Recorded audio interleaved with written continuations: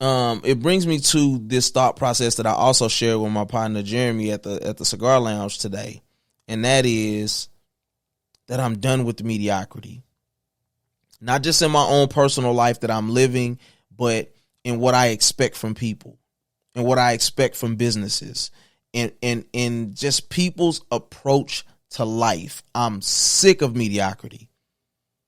And I realize that not everybody's going to have the same mindset as me. Everybody's not going to move the way I move. There are going to be people that are going to far exceed it. There are going to be people who fall far below it. But I don't want to be around people that don't want to operate in excellence. I'm sorry. I can't do it any longer. God did not create me or any of us to live below anything less than the excellence and greatness that he's destined us for.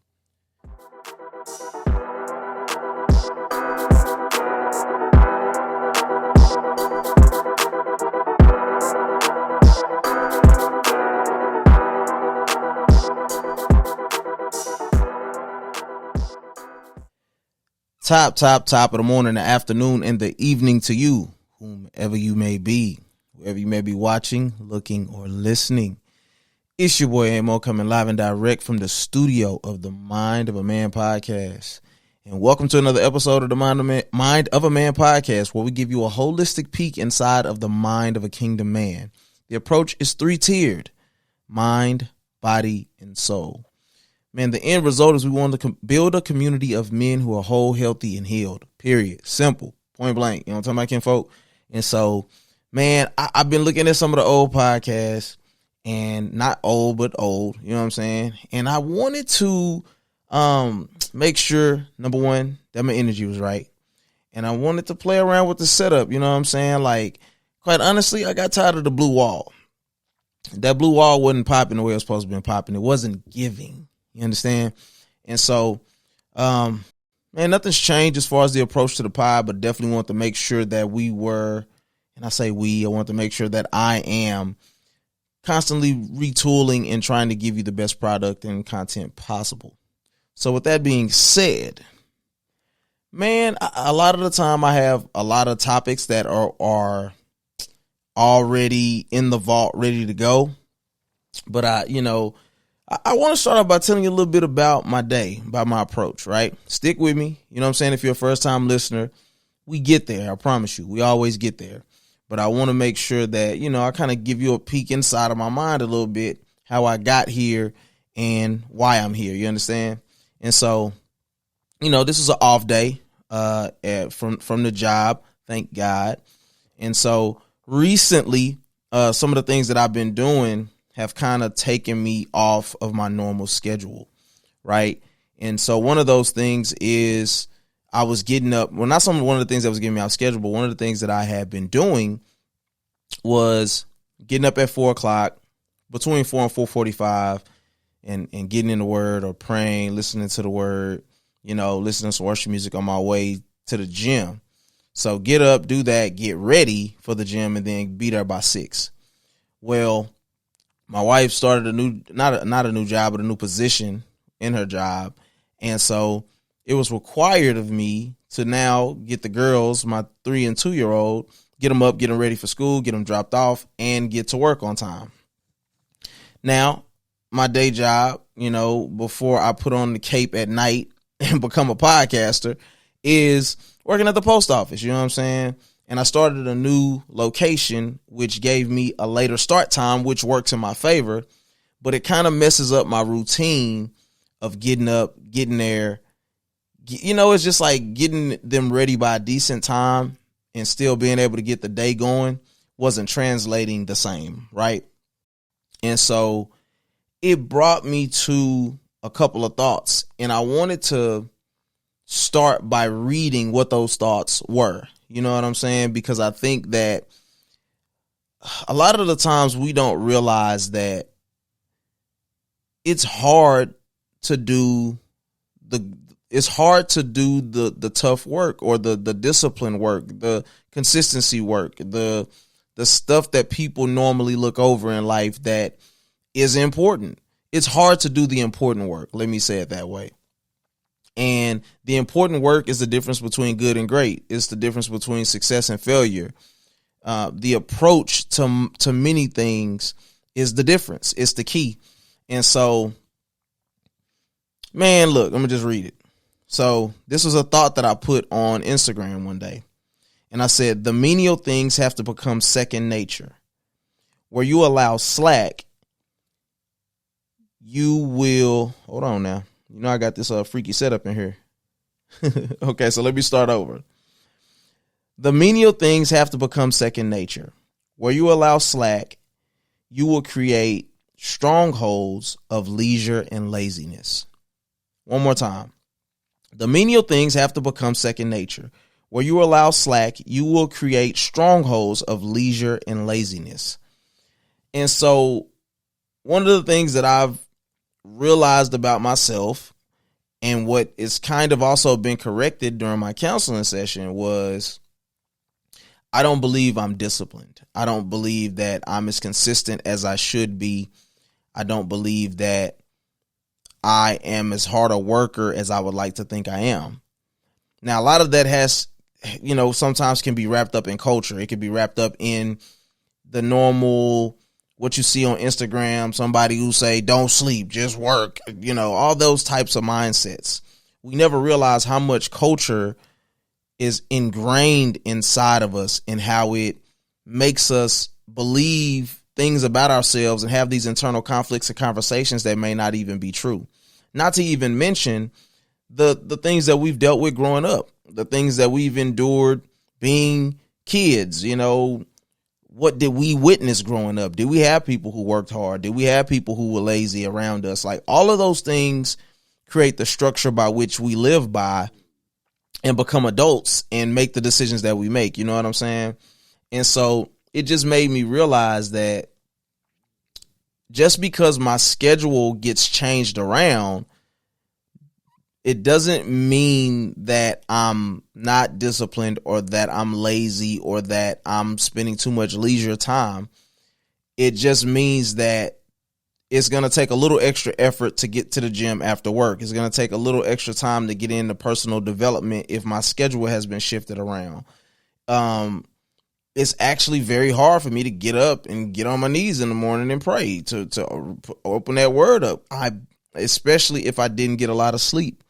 So I just, like I said, through my counseling session, it made me realize that, no, I am disciplined. If I'm going for the 3 to 5 days a week, and the days that I don't go because I want to be respectful to my family, I'm trying to be wise. I'm attempting to make decisions that won't bite me on the back end. But I'm not like 90% of the people who don't even give a crap about it or who can never get going. You know what I'm saying? But I also, more importantly, realize that the things that we overlook, the things that we a lot of the times don't want to do, are the things that will ultimately catapult us to the level that we desire to be at. And you can't get caught up in the perfection battle, wanting to do things a certain way because that's what you see. It's like people who post their relationships on social media all the time. Sometimes they do have good relationships and sometimes they don't. Sometimes their relationships suck. But if we spend our time trying to feed and focus in on what everybody else is doing, we have unrealistic self-talk. You know what I'm saying? And so I put also, that's why I say mind, body, and soul when it comes to this podcast, when it comes to the content I put on social media, because it is truly important to tackle the whole man, mind, body, and soul.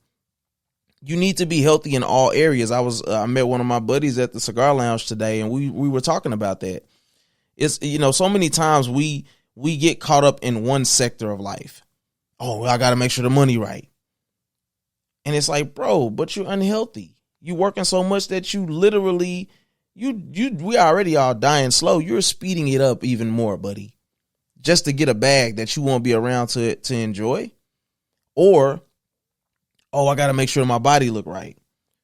But then you walking around broke as a mud, but you look good. Congratulations, sir. I hope that does something for you. Or You got the money, you got the woman, you got the way your body looks. It looks amazing.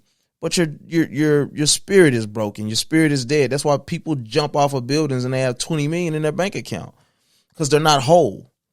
They're not happy inside. Their relationships have been broken their entire lives, and now they're paying a penalty by suffering in silence. So that's something that I take into consideration when I sit down on this platform. Is it popular? Not yet. How many more people gotta take their lives? How many more pastors gotta step down from the pulpit? How many pastors gotta, trick off on their wife? How many people gotta, make bad decisions because their mentality isn't right? They don't have leadership skills. How many marriages gotta fail?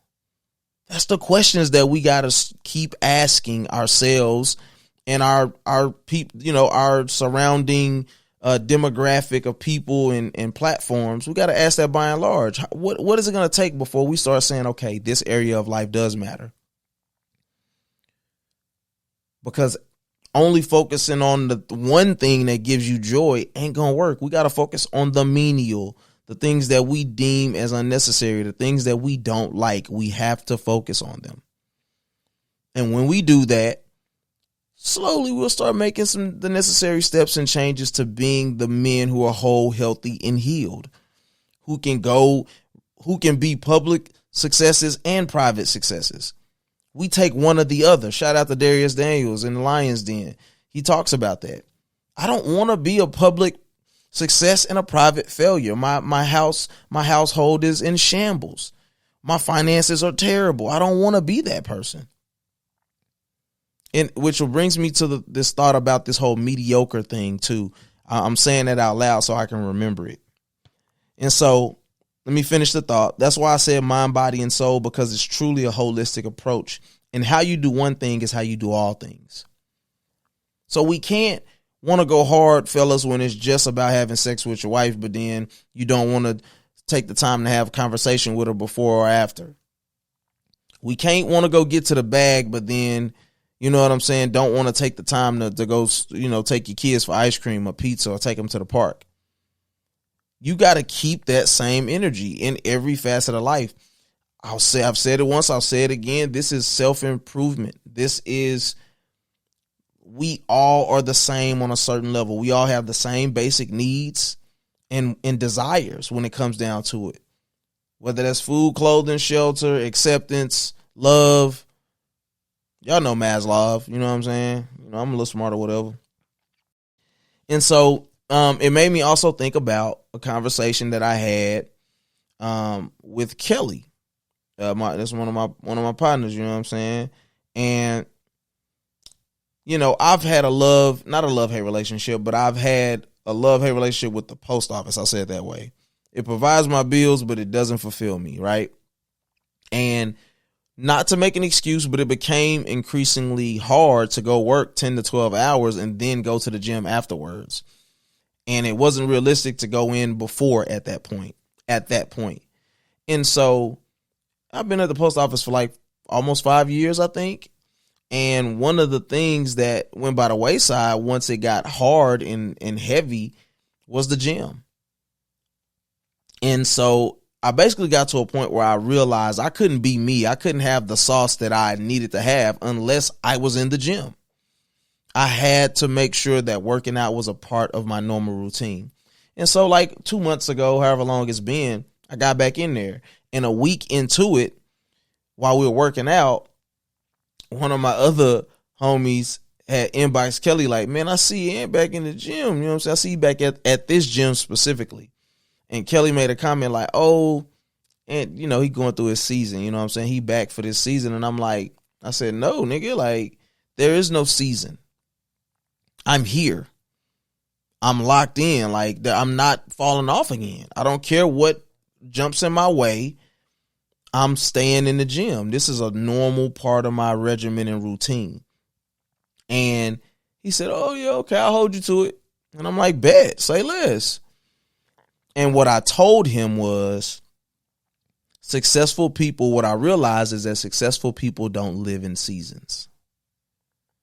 Not to say that people don't become happy or sad or mad, or that thing, that health doesn't get bad, or that trying times don't come for us all, but they don't allow the feelings to distract them from being successful, from doing the menial things.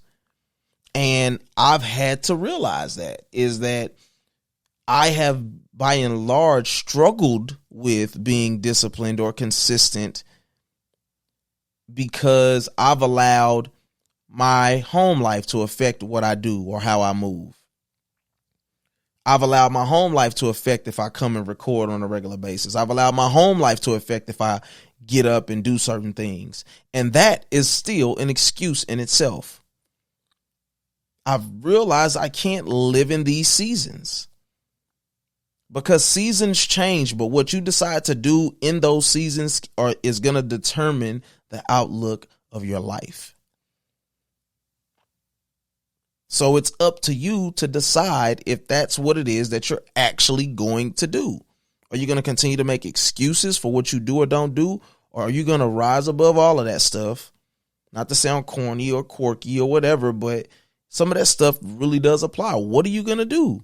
Are you going to make the changes? Are you going to fight through it? Are you going to stop crying and complaining? Let me tell you something. And this brings me to the mediocre thing.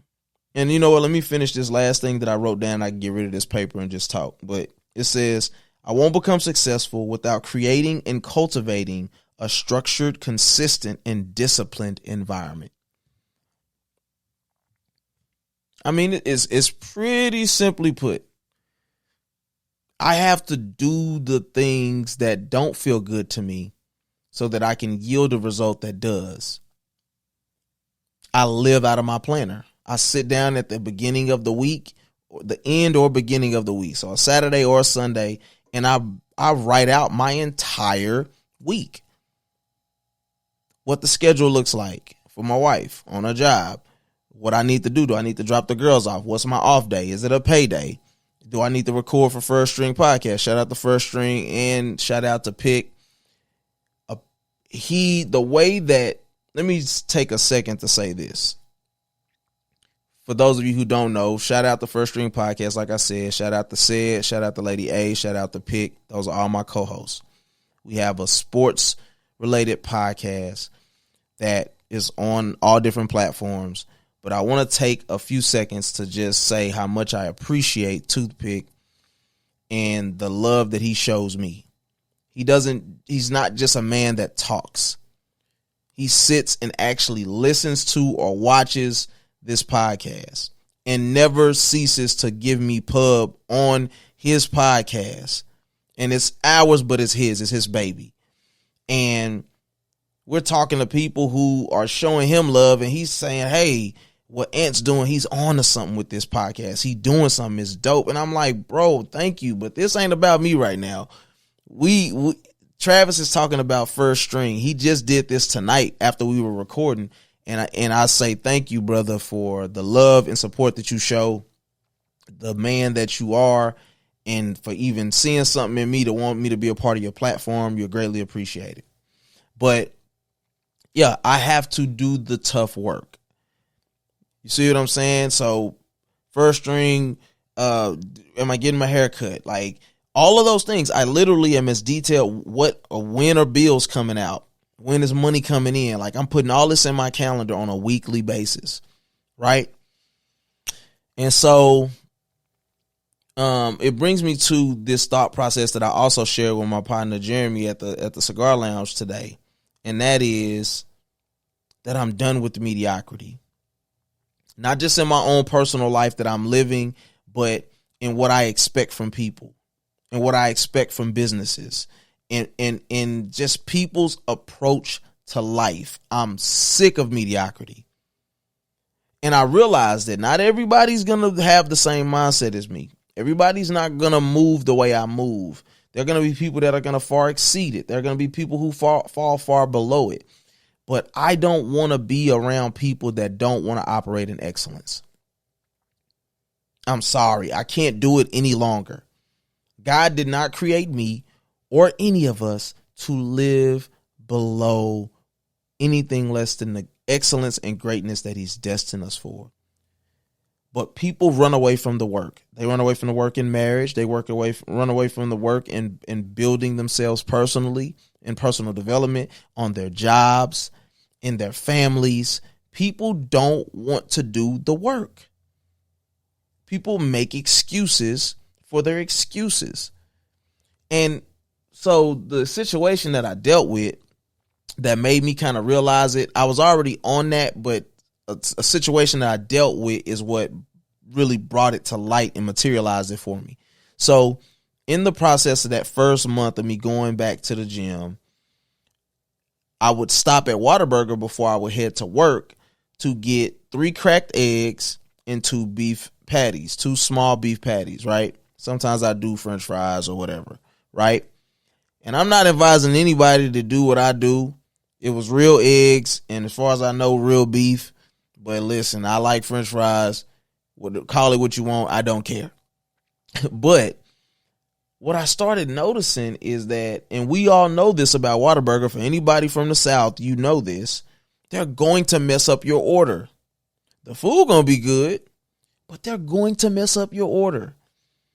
And I just got to a point where it was like, how many eggshells can actually be in these eggs?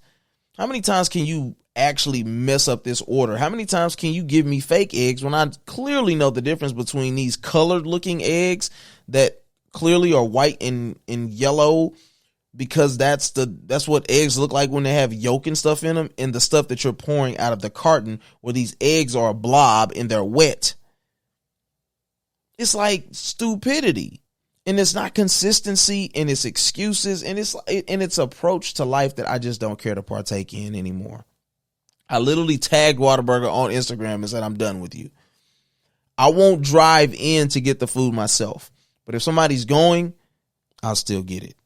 I don't know if that counts, but I refuse to purposely go in line or go into a Whataburger and spend my money on food that I know somebody back there isn't going to give a crap about. Maybe I'm lying about being done with them. I don't know. Y'all let me know what y'all think, but I'm just saying. But I honestly, I'm also tired of mediocre people. I'm tired of people who just, listen, the sun shines on the just as well as the unjust. God reigns on the just as well as the unjust. There's not a person. One of my favorite things about that came out of the Bible, one of the things that they said is that you will live like gods, but you will die like men. Meaning, all the people who sit high and look low, who make all the decisions in the world, it doesn't matter what they say or do, there's gonna be an end to your reign. It doesn't matter. You could have ate the finest of grapes and had the best linens on your body and the best women or men that you could ever buy, and it's still gonna go away one day. But who I am, how people perceive me, how I present, what I leave on earth for my children and for people that I will never see, all that matters to me. And I don't want to spend it being mediocre. I don't want to spend it just getting by, being broke, living paycheck to paycheck, making bad decisions, blaming other people for my life. Men should be ultimate accountability. They should take ultimate accountability for themselves and the decisions that they make. It's that simple. And so I just want to surround myself around people who want to be excellent. You got one arm, use that one arm to the best of your ability. Period. You don't got legs, doesn't mean your life is over. If you have a voice, use it. But stop. Go to counseling. There. Put people around you who won't just cheer you on, but will hold you accountable. Don't have a bunch of yes men and yes ma'ams around you. That stuff gets old and you live below your potential. Like I hate people who keep bringing up potential and tryhards. Like I just try so hard. So I'm like, man, I don't want to hear that all day, bro. I don't want to hear you cry and complain all day about your life, bro. And listen, it's not to say you don't have people in your circle that you love and you trust that you can get stuff off to. But it comes a point where it's like, I'm not a talker. Like, I'm a talker by trade, by profession. But when it comes to things in life, I'm a doer. I don't want to have this back and forth about what I'm gonna do. I want to do it. I want to set my heart and mind on doing it. Next month will mark a year that me and Randy have had this studio. You understand how grateful I am for that? You know how many people would die to have a studio? Who would die to be able to create content? Man, I strongly believe my superpower in life is my mind. I'm a thinker. I curate cultivating conversations. I promise you, if it's me and one other person, I can promise you, unless you're just a person who doesn't like to talk to people, there's going to be a cultivating conversation that comes out of it. Whether it's one person or it's 100, I am going to curate a cultivating conversation. My mouthpiece is my gift to the world. I promise you, before it's said and done, this and this are going to get me somewhere. Period. Because God said so. So I'm not wasting time waiting on people to do anything for me. I'm going to do the work. I'm going to surround myself around people who want to do the work and who enjoy the work. It's that simple. So, yeah, I don't think I have anything else. I'm sure at some point these podcasts can go a little longer. Excuse me. But I'm cool just letting it breathe.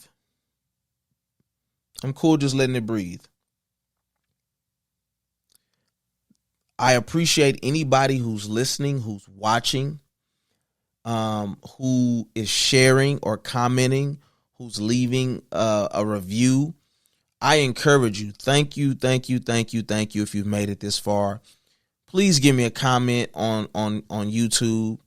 Give me a comment on a clip on Instagram, on Facebook, on Twitter, on Apple Podcasts, on Spotify, on Anchor, wherever you may be taking this content in. Please do me a favor and show your support in that way. I'm not asking for money. If you want to bless me, you can bless me. I promise you. But I'm not asking for anything. But for those who this is for, if you made it this far, take the time to share it with somebody that you believe it could bless. Take the time to leave a comment, leave 5 stars, leave a review. Tell me what you liked about it, because that's how we help build and grow this thing into something that's useful. But the one thing I can promise you is that AntMoe ain't going nowhere. I'm not going nowhere. I can't run no more. And I ain't even been running from it, but I've been allowing the excuses of life to take me to a place that I shouldn't live in. And so my encouragement to you guys is some of the realizations from my counseling session. Take the time to sit with God and have a conversation and allow him to do the work that you can't do on yourself. And then take that and then put the chips all in developing and cultivating yourself, the relationships around you, and and find that purpose, whatever it is that God has said you are to be, or whatever you're supposed to do. And I believe that you'll find the peace that's necessary to live and to move and have your being. So, after all, what do I know? Until next time, I love you. May the Lord keep you. I'll see you at the conference. And everybody's just living, but please don't just live elevated. Peace.